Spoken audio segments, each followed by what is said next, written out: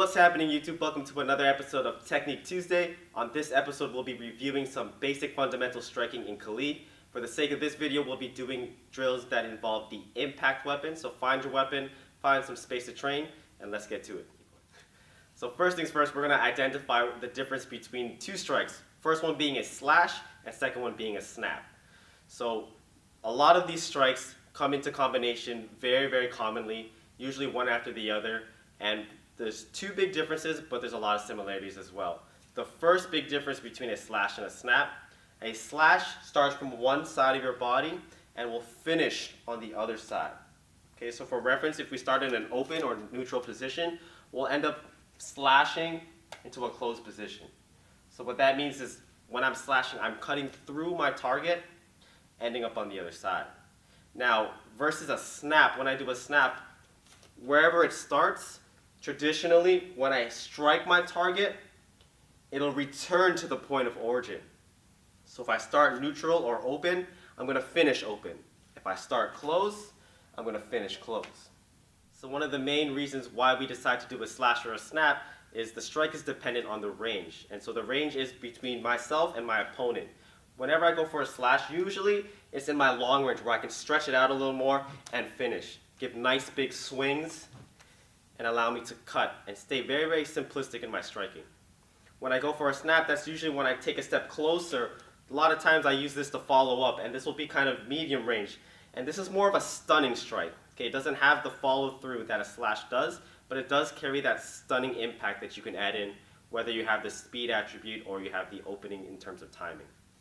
A couple of things to note when you're identifying the slash versus the snap, especially when done in rapid succession.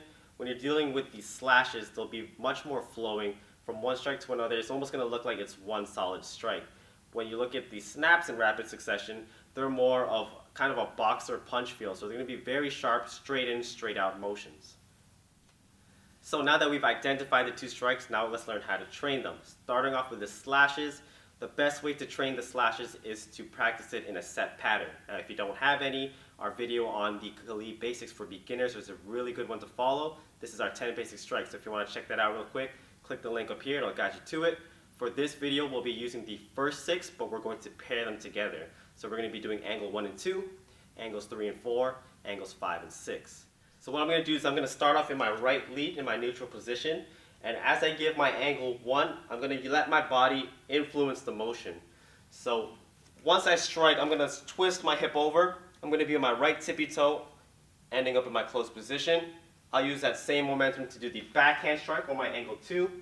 When I go to 3 and 4, I'm going to step to twist and step to twist to return. Same thing as 1 and 2. I go 5, 6. Okay, so it's very important that when I do these strikes, my body is what's causing the energy and the momentum. If I were to just use my arm and stay very stationary, number 1, I'm going to get fatigued from doing this over and over again. And number 2, I'm actually going to lose some range I get from shooting my hip and my shoulder out towards my target. So all together, we go 1 to 2, 3 to 4, 5 to 6. One more time, that's 1 to 2, 3 to 4, 5 to 6. So now that we're training these snaps, we're going to follow the same guideline that we did for the slashes. This time we're going to cut them and do them individually. So angle 1, angle 2, 3, 4, 5, and 6. So what you want to emphasize when you do this is the retraction. You want to make sure that it comes back to the point of origin and that you have more of a punching attribute as opposed to flowing and cutting straight through. Okay, so the way you want to emphasize this is from your upper body, and you want to add some snaps into it. So following the first guideline that we did for the slashes, we're going to have our starting position from angle 1. I'm going to strike center line and return to the point of origin. Okay? Go to my closed position, start from my angle 2, strike center line, back. 3, close, 4, 5, close, and 6. So as you get more comfortable with this drill, you can start to alter the finishing position or the retracted position. So if I started in an angle 1, I snapped and I returned, I can close and finish in an angle 5 position. If I start in an angle 2 position here, I strike my snap and I bring it back, I can bring it into my angle 4 position. So they're interchangeable, and even in sometimes what a lot of people do is once they snap, depending on the situation, they'll actually close and bring it to the other side. Okay, so it's almost like a slash at that point, but you still have the very strong snapping attribute. I suggest that if you tried that last one, you understand the snap, you have a good fundamental base, so you can start playing around with it a little more. So another great way to train this, one of my personal favorites, is I'm going to do all my odd numbers first, so my angles 1, 3, and 5, followed by my even numbers in the closed position 2, 4, and 6. So when I start here, I'm going to go 1, 3, 5, start in my closed position here, 2, 4, 6.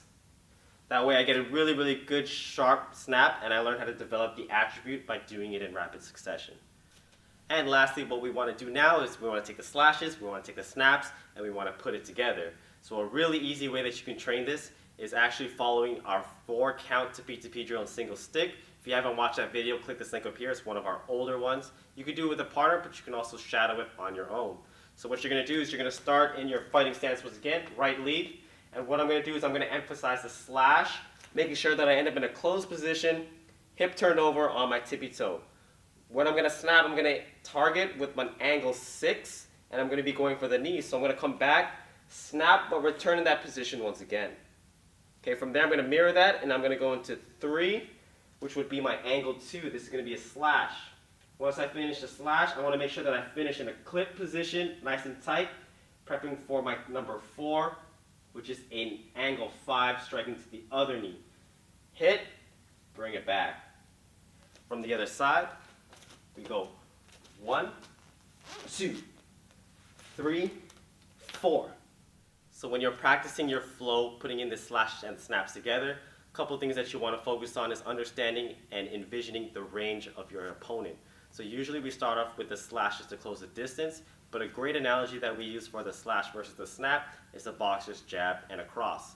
So the jab would be a quick, sharp motion just like your snap, and the cross and the killing blow will be the slash. So a lot of the times when we do the snaps, we do it to bring attention elsewhere to another target.